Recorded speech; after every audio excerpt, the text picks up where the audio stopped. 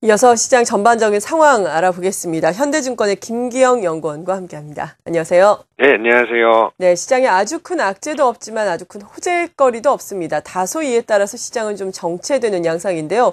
앞으로 우리가 긍정적으로 받아들일 수 있는 혹시 시장의 변수라든지 신호들 어떤 것들이 있을까요?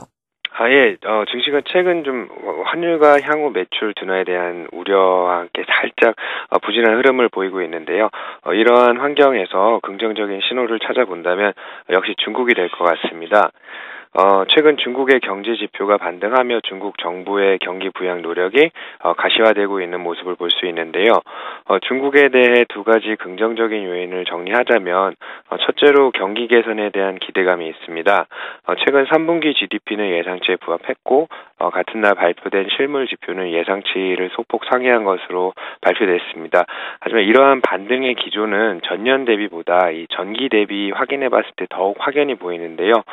전기 대비로 비교를 해봤을 때 이 중국의 GDP는 2분기 연속 2012년 2분기하고 3분기 2분기 연속 증가세를 보이고 고정자산 투자의 경우 9월에 강한 상승세를 보였으며 또 소매 판매는 9개월 만에 최고치를 경신한 것으로 확실히 전년 대비 수치보다 좀 더 확연한 증가세를 보이고 있습니다. 또 둘째로는 이번 중국 정권 이양에 따른 신정부와 정책에 대한 기대감을 말씀드릴 수 있는데요. 이번 후진타오 정권에서 시진핑으로 안정적인 정권 이양이 이루어진다면 이후 새 정부의 경기 부양책에 대한 기대감이 유효할 것으로 예상하고 있습니다. 네, 중국에서 특히나 긍정적인 신호를 나오는 것에 주목하고 있다라고 말씀해 주셨는데 이것이 시장에는 구체적으로 어떤 반응을 일으킬까요?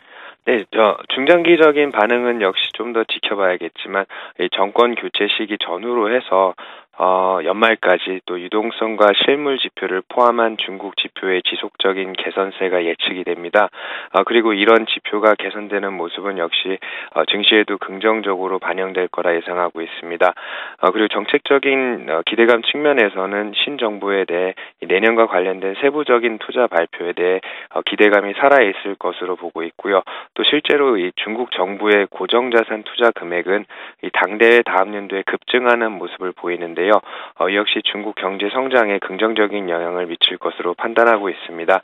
이러한 기대감에 중국 증시는 최근 반등세를 이어나갈 수 있을 것으로 보고 있습니다. 네. 그렇다면 중국과 관련해서 중국 관련한 업종들에 우리가 관심을 가져봐야 할 텐데 사실 그동안 소재주는 참 잘 나갔는데 아니죠. 그 중국과 관련한 소비주는 잘 나갔는데 이 소재, 산업재 쪽은 상당히 좀 부진한 흐름을 보였거든요. 이러한 부분은 어떻게 봐야 되겠습니까? 네, 이런 기대감에 중국 증시가 최근 긍정적인 흐름을 이어나갈 수 있다면 역시 중국 경기와 민감성이 큰 이 국내 기업에도 긍정적인 영향이 예상됩니다. 이 중에서도 말씀하신 대로 최근 실적에 대한 우려로 주가가 부진했던 이 화학, 철강, 조선, 건설 그리고 기계 등 산업재와 이 소재 업종에 긍정적인 영향이 예상되고요. 이들 업종에 대해서 이 저가 매수세의 유입을 기대하며 이와 함께 말씀드린 업종들의 이제 부진한 주가를 탈피할 수 있는 기회가 마련될 수 있을 거라 생각하고 있습니다. 지금까지 현대증권의 김기영 연구원이었습니다. 고맙습니다.